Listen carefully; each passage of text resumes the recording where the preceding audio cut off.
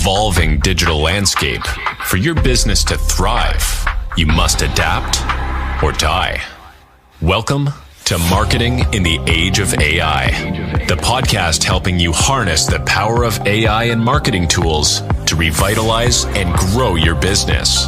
And now here's your host, marketing expert and author of Authentic Marketing in the Age of AI, Emmanuel Rose.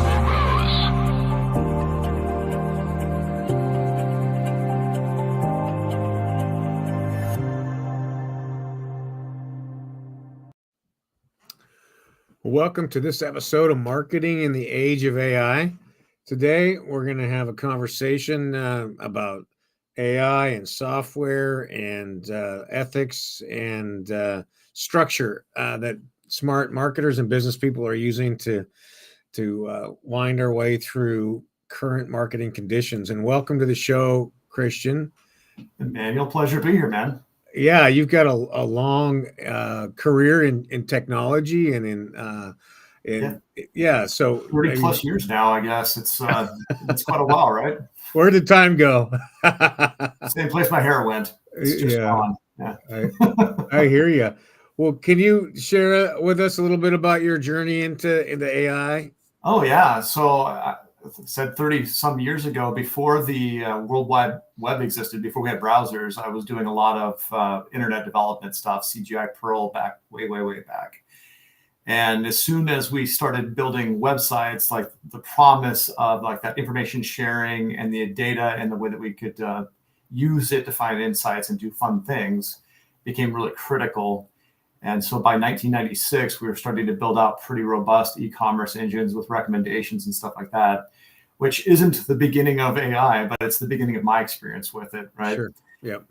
And then into ad tech and on, where we were doing digital twins of people based on their browsing behavior and making recommendations over what ads to see and all that kind of stuff up till today, which now we're doing, we're helping companies optimize their IT without having to speak geek. Well, that's an interesting development. It's always been the superpower of us turbo nerds, is that we could speak to the machines the way that the machines wanted to be spoken to, and now you don't have to anymore. Yeah, I think that's the interesting thing, like for the LLMs, where the prompt writing is I think the biggest area that people have a challenge with, right? And maybe are overcomplicating it in some ways. Oh yeah. Good LLMs today, and especially if they've got sentiment analysis built in front of them, figure out what you're looking for and start to prepare for that. They kind of build up a contextual window of who you are and what you're looking for. And so by doing the prompt engineering thing that a lot of people do, you're actually kind of screwing yourself up. It's better to just ask it the way you would ask, talk to it as if it was just a person. And then when it starts giving you good results, say, thank you, that was great. Just like you were talking to a person. Yeah, I love that. Where it's basically it could be treated as a staff person, and you've got to build this kind of relationship, and even asking it what it needs in order to get better results. Right. That's right. Yeah. Claude Pro is my favorite right now for that exact reason. Once you've got the Pro account, it keeps up, it keeps that memory of you alive and uses it in a bunch of different windows. Yeah, I think that's where I'm at right now too. Is I prefer Claude over the other ones for that type of work. Well, what are some of the most promising tools that you're seeing out there right now in the marketplace? Man, there are a lot. I've gotten really enamored with a combination of Midjourney, although now there's Flux. Flux is probably the better option, right? But Midjourney, there's a lot you can do with it. Flux, right, to create a lot of imagery, and then Luma Dreamlabs, absolutely amazing. And once you figure out how to leverage that tool, the video animations you can build, the motion graphics you can build are amazing. I use Ideogram quite a bit because it was better with text than I was finding with Midjourney. Yeah. But now Midjourney's caught up on that front. Flux is even better with text if you start using it. Yeah. But those for me are the big ones. Also Suno, if you need to put a little jingle together, or you need a little song to go with what you're doing. Nice. Great tool for that. So when you're trying to put together, I do a podcast. I actually do a couple. And in those, I use those tools pretty extensively to, background music, do my motion graphic, do your splash screen, all that kind of fun stuff. Well, so you have, besides being on the tech side, you have a little bit of creativity that you're expressing as well. Yeah, well, the long story on that is my degrees of multidisciplinary degree. I originally was going to be an architect because I didn't think there was any future in computers. Right? That's a great admission. Yeah, and then I learned pretty rapidly I was wrong about that particular fact. But I'm a painter. You can actually go to c-hammer.com and see a lot of my paintings. Awesome. But I do a lot of sculpture and stuff too. I've always been, left brain, right brain. I've got the creative and the technical. Well, that's awesome. So yeah, you really do have a good perspective of this. Well, where do you kind of land in this idea that that artists and writers and graphic designers are all going to be replaced by AI eventually? Yeah, this is a tough one. I actually I've always adopted whatever technology was coming out and pulled it into my process. That when caveman first developed a paintbrush, they didn't say, like that's the end of my charcoal stick. I'm never going to be able to create art again. Yeah. And when the camera came out, how many illustrators lost their job because they didn't adapt to the paradigm and start doing that? I think we're in the same boat. And for me, I use it a lot for that first blank page problem, right? Where I've got an idea in my head, but I just can't quite get it out. And so using those tools and being able to describe them, how I think about them, can get something generated quickly. But then I've got to clean it up. I've got to make it usable. It's not right away. Yeah. And I've described this to other people. I said, it's a lot like giving a 13-year-old boy a job, right?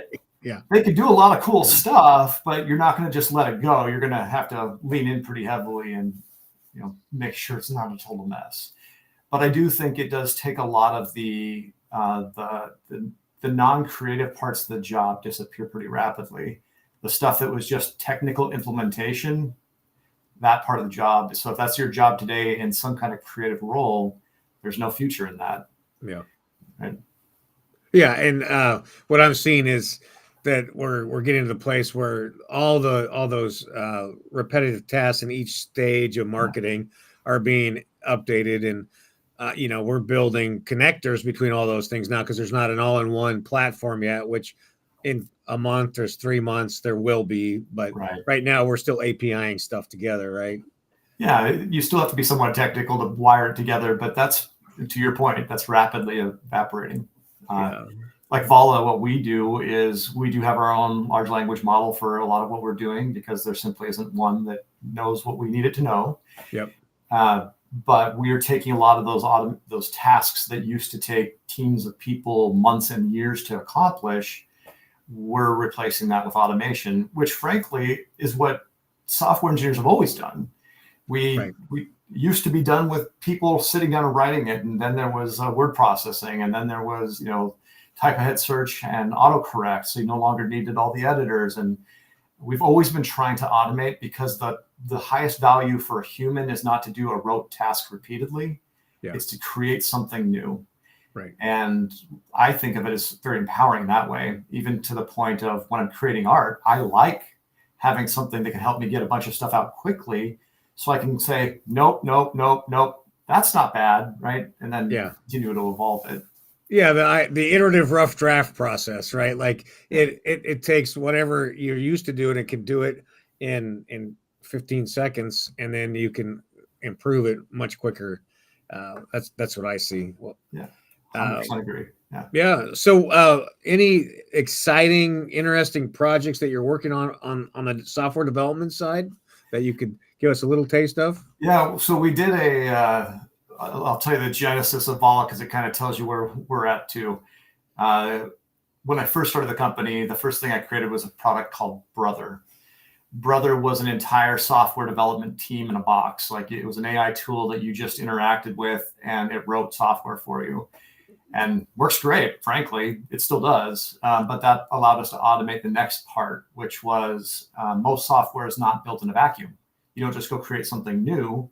Right. You integrate it with other things, to your point, right? Yep. So you have to be able to understand those things, which means you need to crawl it and understand it. So we started building that out. That was the next iteration. But now we're recognizing that once you have those two things, a lot of the tools underneath, let's say you were using a customer retention and management system, a CRM. Yep. And then over here, you were using a marketing tool, and then you were also using a product recommendation tool or something like that elsewhere. Today, if you're in a customer support role, you're going to be sitting there jumping between screens and pulling that together. Yep. What if we could just give you a chat window that did all that in the background so that when you're talking to somebody and they say, I'm looking for such and such, you could just say, where's their package? And it would look through all the appropriate systems and come back with an answer. Yep. Once you have that, you don't need those systems anymore. And so what we think's happening is the death of software, that you're going to see intelligent ops tools, operations tools for businesses that are entirely AI driven.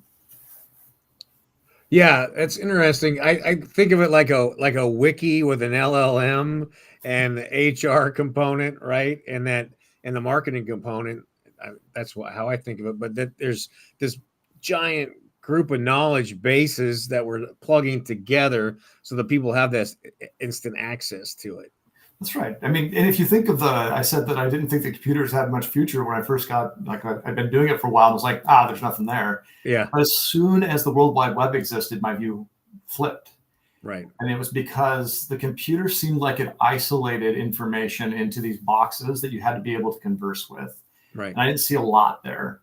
But once information became accessible, that frees humans, because now I don't have to go to the library and spend, a week in the stacks trying to find information, right? Yep, sure. It's right there, I can access it. Yeah. Well, then the mobile revolution comes along and all that information's like right here. It's with me everywhere I go. For sure. But I still have to be able to find it. What happens when you can converse with that technology to get the information in a way that you're comfortable with, by talking, by texting? When you can do that, unlimited human potential, like all the information, all of that is available to you everywhere. That's pretty amazing. And so for me, the final step in the evolution of computers was that, like, when does it start interacting with us in a way that we understand instead of the opposite? Why do I have to speak geek at it? Yeah, right. To get what I want. Yeah. No, I was growing up in the 80s and my dad was always like, I'm not going to learn how to type. I'm waiting for the computer to listen to my words and do what I tell it. And so I used to laugh because I thought he was such a Luddite, but he really was visionary in that way. Well, enough Star Trek, you'd think that that's where it was going anywhere, right? Yeah, it's like, for sure. I just talk to the computer. I tell it what I want. It understands that. Yeah. Aren't all of our technologies supposed to enable us? I always talk about these things, that the screen as being like the tyranny of the terminal. Right. Why do I have to sit here at this stupid machine and interface with it all day? Why can't I live in the world and live a human existence and interact on a human way? Well, because we were missing this critical piece, but now we have it. And now we have these beautiful, and they're only going to continue to get more sophisticated, are the bots, right? And the ability to do a lot of this work on our behalf that doesn't require human creativity, but we do it in advance, turn it loose, and it brings back some things. Right. What are you seeing in the bot world? Because I think it's still really to be developed at this point. Well, you are starting to see a lot of that. So the first evolution of this modern version of AI, it was really about not contextualizing, tokenizing information, all bits of information.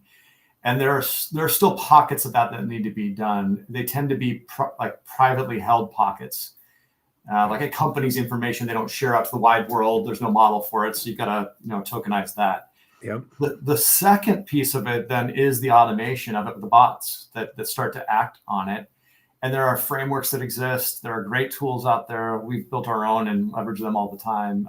We're starting to create them for others also. So there's a next wave that's starting to happen. It's like that bot layer. Yep. But some of the biggest problems that we're still overcoming, and there are great advancements on this, are just the cost to operate. Yep. You don't want it to, you don't want it to cost 10 cents every time you hit the enter key, because that's going to bankrupt most companies pretty quick. Yep. So getting the cost down, which would also mean getting the power consumption down, because that's another huge, the energy use is absurd. So getting those under control is going to like increase the adoption, allow us to deploy more, which will give more power to more people and continue the cycle going. So, yeah. Well, I love it.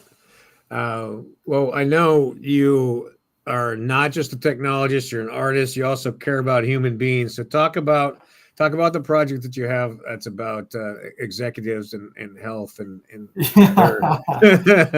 So it's, if anybody who's known me for any period of time would say, yeah, we've known you've had ADHD your whole life. I didn't know that, largely because when you have ADHD, like you get hyper focused on things, but like a lot of your self-reflection piece is missing. Yeah. And so I was actually writing a different book. I had been writing it for a decade and I hadn't finished it. And then I was diagnosed. And that caused me to go deep. I hyper focused on it. What is ADHD? What do I need to know? How do I manage this? And what I found is I already had a lot of tricks. There's a reason I've been successful even with that. Yeah. Because I'd found hacks in my life to enable me to continue to be successful. So what were those? And so I put together a workbook that is exactly like I've been asked so many times, like, how did you become a CEO? Before that, a CTO, before that, executive, all these big companies. How did you do that with ADHD? It's like, there are some superpowers in there. One of them is the hyperfocus piece, right? Yeah, for sure. So once I started really evaluating that, I said, I put together a workbook, which I'll share the links with you. You can share them out. Yeah, They're available in a lot of places. But I also have 2 other books that are related. All right. I love it. So one was another thing that I get asked, because a lot of technologists have trouble establishing a self-brand. They don't even think it's important. Right. But it is important for most people that are knowledge workers, because you don't get past a certain level unless you're somebody they're seeking out. You don't get to present at major conferences unless they're saying, gotta have Hammer. You don't end up in the CTO role unless people think of you as that already. So how do you develop that self-brand? And so I put together a workbook for technologists on building their own brand and how to do that.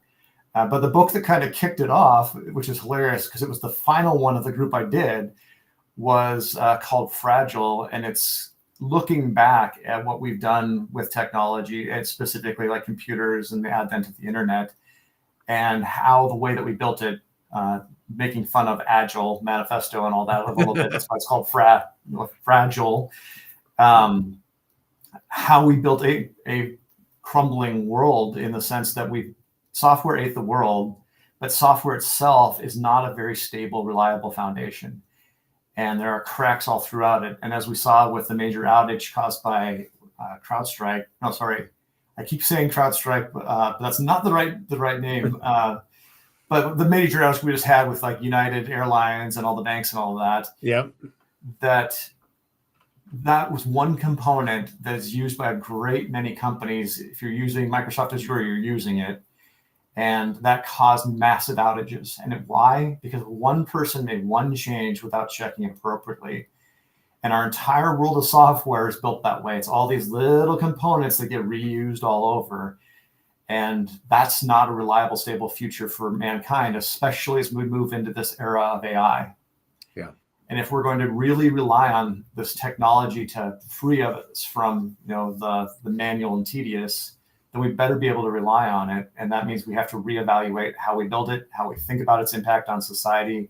And it's effectively a manifesto as well as a critique and here's how we can be better. Here's how we can be more sustainable with our development. Well, I appreciate that you not only identified the breakdown, but you also provided some potential solutions. So most important part, to critique something without saying how to fix it is just lazy. Yeah, I agree. Well, that's awesome. How do people get in touch with you if they want to have a conversation? The easiest way is to go to christianhammer.io. There are a couple contact forms on there that you can reach out. There's also Techtastic, the podcast. You can find it anywhere that you get podcasts. And that has all my additional contact information. LinkedIn's always a good resource, but I do recommend christianhammer.io. I've written a bunch of articles. There's a bunch there. Every article where I've been interviewed also there, but that you can get a hold of me directly as well. All right. Well, one last idea. What do you see happening over the course of the next 6 months in the area of tech? We're going to see an increasing acceleration of this bot layer of tools and the automation of distinct problems. A lot of the things that I keep looking at are like medical transcription. Oh yeah. Things like that where you're looking at and going, why do we have people doing that? What a waste of, I'm sure it's a good paying job and you don't want to take people's jobs away, but it also is one of those places where a lot of errors can be introduced and it's repeating information that already exists. There are a lot of rules out there like that. How do we start automating those for the betterment of society? I also think that we're going to see a lot more in the financial sector because you have a generational transition that's coming with Gen Z, millennials, right?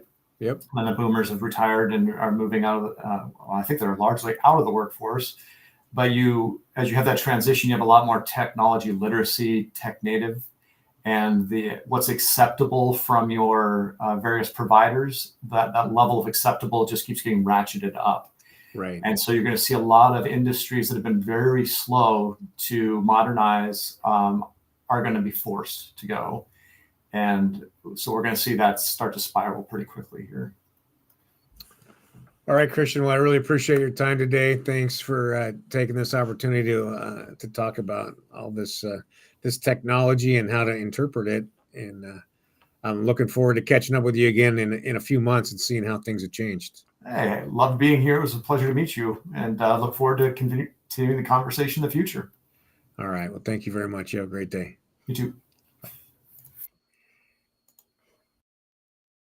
Thanks for listening to Marketing in the Age of AI. Be sure to subscribe wherever you heard this podcast so you never miss a future episode. Your copy of Authentic Marketing in the Age of AI is available at Amazon.com or EmmanuelRose.com. You can also connect with Emmanuel on LinkedIn. Thanks again for listening, and we'll see you next time.